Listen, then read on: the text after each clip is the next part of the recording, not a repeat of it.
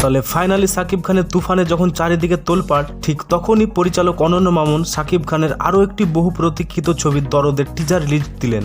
1 minute 24 সেকেন্ডের teaser কেমন ছিল আর কি কি বিষয় বোঝা গেল চলুন জেনে নেওয়া যাক।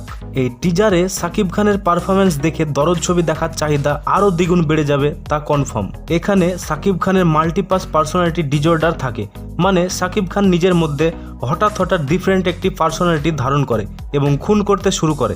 এই ধরনের চরিত্রে অভিনয় করা কিন্তু খুব চ্যালেঞ্জিং। তবে বিগত কয়েক বছর ধরে সাকিব খান তার অভিনয়ের যেমন ভেরিয়েশন দেখাচ্ছেন, তাতে কনফার্ম এই ধরনের চরিত্রে অভিনয় করার অ্যাবিলিটি সাকিব খান রাখেন। দরদ ছবির টিজার তার প্রমাণ, কারণ তিনি যেমন হিংস্র চরিত্রকে ফুটিয়ে তুলেছে, তেমনি সাইকোপ্যাথ টাইপের সিনগুলিতেও একটা আলাদা সাসপেন্স ছিল এবং তার ইনোসেন্ট চেহারাটাও যথেষ্ট ভালোভাবে ফুটিয়ে তুলেছে।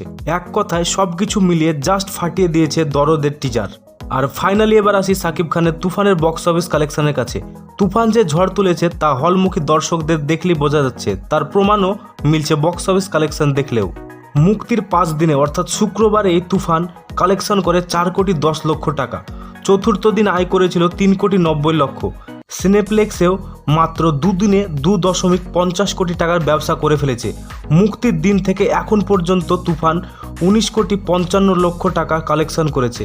তুফান যে বেগে ছুটছে, আমার তো মনে হয় এই ছবি বাংলাদেশে 40 থেকে 50 কোটির ব্যবসা করে ফেলবে, আর ওয়ার্ল্ড ওয়াইড মার্কেটে 80 থেকে 100 কোটির ব্যবসা অনায়াসে করবে।